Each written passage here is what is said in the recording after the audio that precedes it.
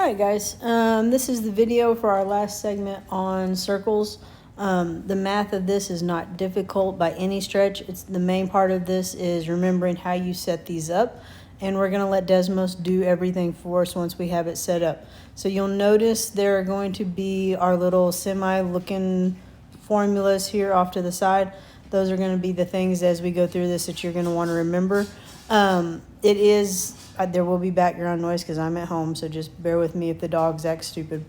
I'm going to color code things so that you know what part to go with what on these so that everything looks the way that I want it to. All right, so number one, it says, given the circle below with chords F, G, and H, I, find the length of I, J. So what we're looking for is this part right there. And what I want you to notice are my parts. So I have this blue part here, which is 4. I have this blue part here, which is 11. And notice they're on the same same line, right? So those are the two parts that it's talking about over in our formula. So now if I take the other one, there's one side of it, there's the other side of it, and there's my equation. So what we're doing is taking these and plugging these straight into Desmos. We're going to let Desmos do the dirty work for us, but you have to be able to write the equation. So once you write the equation, plop it in Desmos again. Remember, you're looking for where it crosses the x-axis. So when I do that, I get that x is 4.88 with some change, and we're going to the nearest tenth. So my final answer then is 4.9. So all of these are going to go into Desmos. The main thing is that you have to understand how to set them up. So once you set them up, again, just throw them in there. All right, same process. So on this one, coloring it again, I have 20 here and 12 here. So I have 20 times 12. And then on my other chord, I have, it'll change color, here we go. I have 14 here. And again, I don't know this side, so that's my x value. So when I plug that into Desmos, I get that x is 17.14. And going to the nearest tenth, my final answer is 17.1. So again, we're plugging these straight into Desmos, okay? All right, so number 3, we have another little formula here. And again, I'll color code things as we go through it. So it says outer segment times the whole is equal to the outer segment times the whole. So when we say outer segment, what we're talking about is this part that's outside of my circle. So when the two secant lines come together outside of the circle, that's what we're looking at with this equation. So that 8 is my first one. That's my outer. The whole thing goes from, we'll stay with blue, goes from K all the way to I. So this entire length, right? Well, if part of it is 21 and part of it is 8, that means that entire length is 29. So that's my whole. So I have outer segment times the whole. So now for the other side, doing the same process. So other side, I have outer. I don't know this side, right? But whatever that length is plus my 9 is the whole. So there's my whole. And again, we can take that and plug it straight into Desmos and get an answer. And when we do that, we get that x is 16.77. And when I round that to the nearest tenth, I get 16.8. Number 4.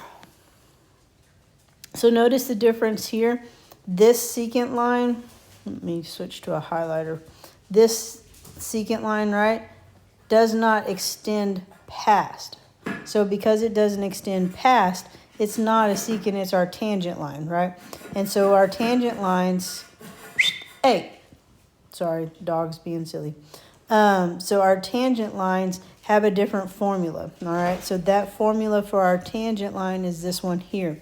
And what it says is that we're taking the outer times the whole again like we did before, but this time what we're doing is that part that's on the tangent line, that part that's out there on the edge, we're taking this part here, this blue part, that outer part, and we're squaring it. So we have 14 squared. And then we're going to take, just like we did on the last one, except I'm going to use two different colors. I have the 11 for my outer. I have an X here for the part of my whole, so X plus 11 is that part, right? So what we do, we put it straight into Desmos. We let Desmos do our dirty work for us. And what we get is that X is equal to, what would I see, 6.81. And if I'm rounding that to the nearest tenth, I get 6.8. All right, secant lines on the outside. So this number 5 is just like this one up here, number 3. Same idea. Outer times the whole equals outer times the whole. The difference is they did not fill it in for us, so we have to fill this in, okay? So I have the KI, which is from here to here, is 21, all the way across, right? KJ is 10, HI is 10, and we want to find the length of GH. So there's what we're looking for, right? So our equation is outer times whole. Well, so on the side with the 21, I have the whole, right? The whole thing is 21. My outer, though, while it appears to be missing, it is not, right? Because it's simple math. I can do 21 minus the 10 that I have, and I find out that my outer is 11. On the other side, my outer is 10.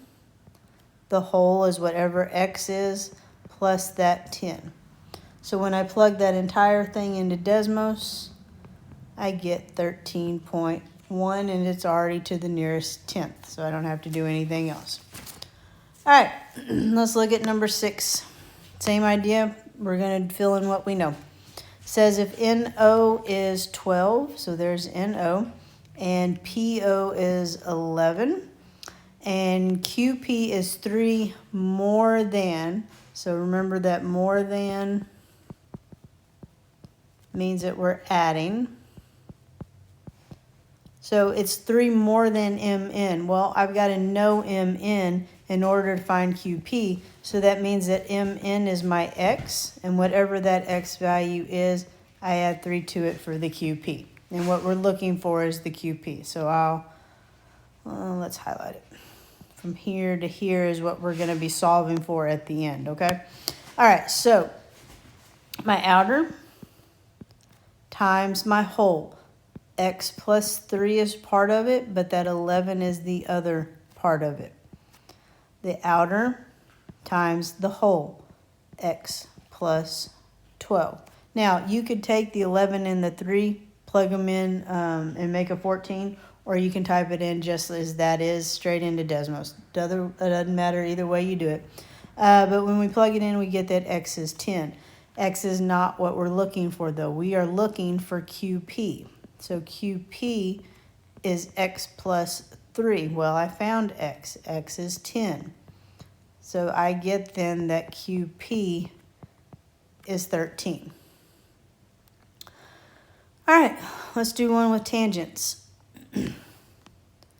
So it says if XW is 10 and XV is 12, so from here to here is 12. Find the length of UV. So my formula, I have the outer, on the tangent there, that outer part, which is squared. So my whole is 12. If my whole is 12 and I have 10 of it, that means what's left is 2. So my outer segment is 2, my whole is 12. Plug that into Desmos. Now when you plug this one into Desmos, you get two answers. You get a negative value and a positive value. You want the positive value only. We don't care about the negative value, okay?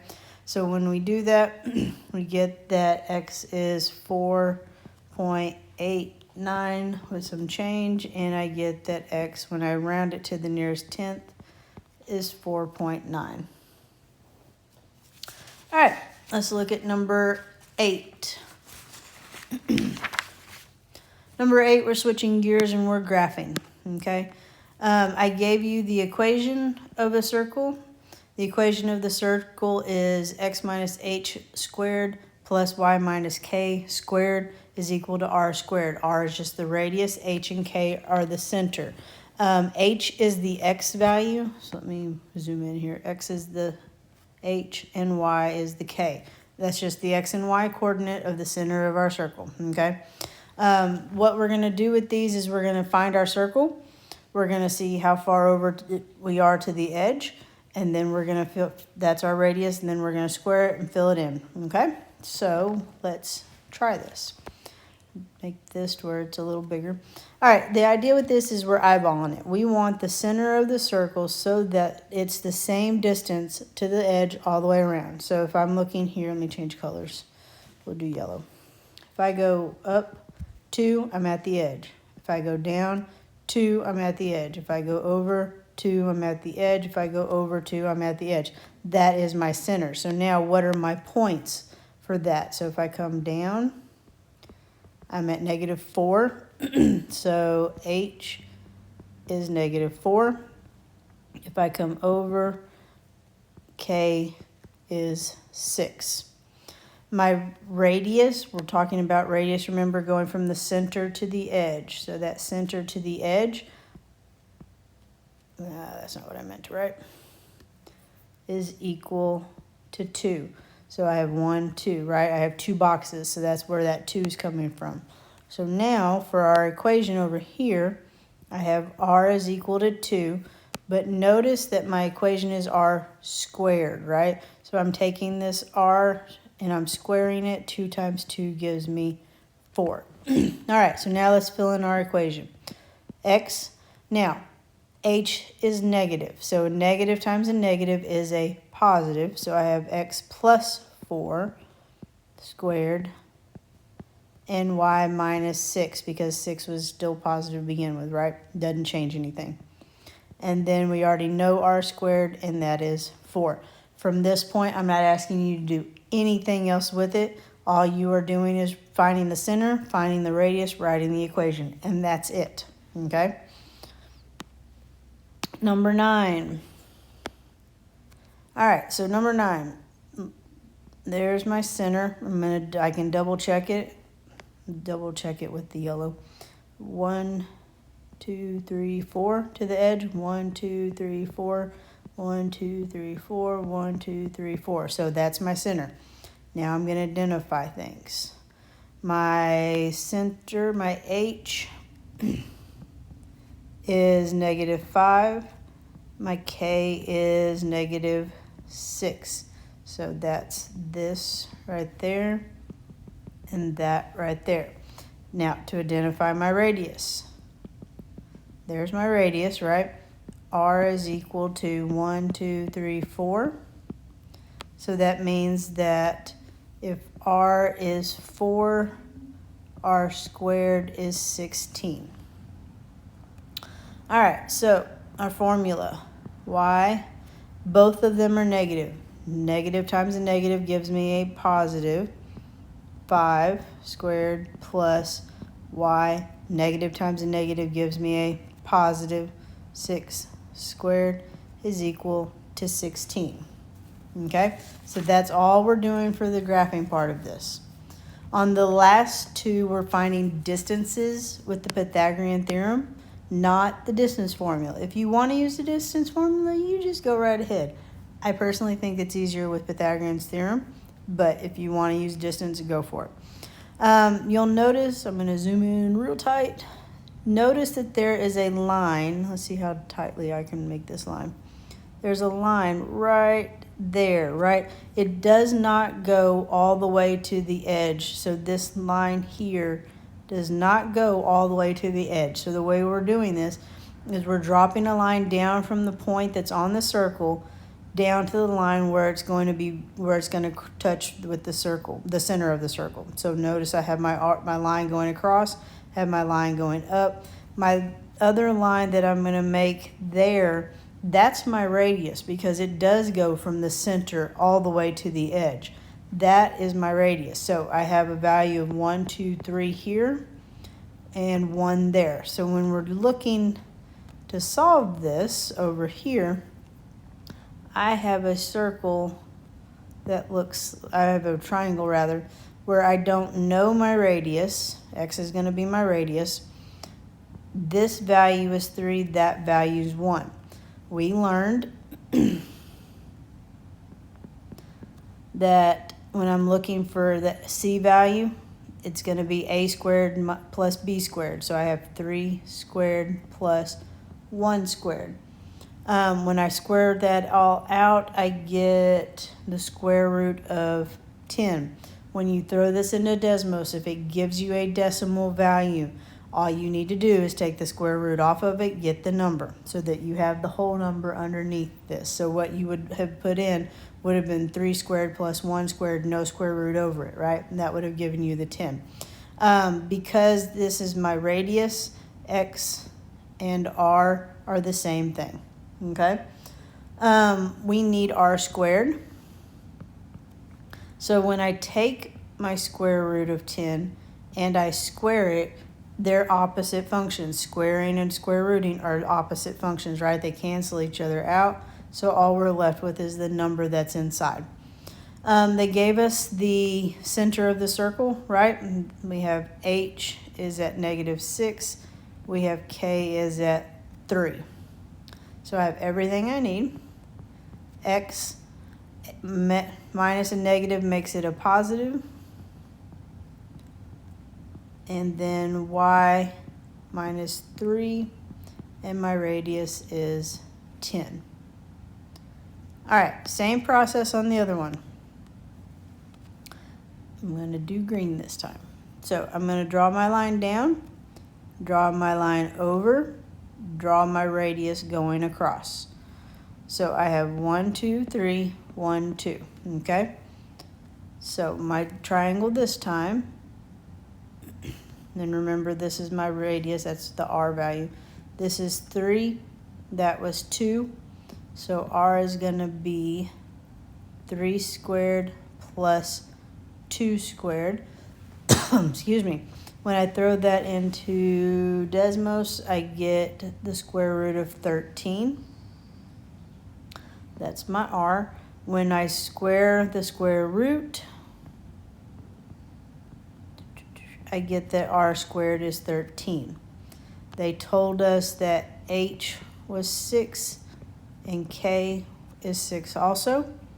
So when I write this out, I have X minus 6 squared plus Y minus 6 squared is equal to 13.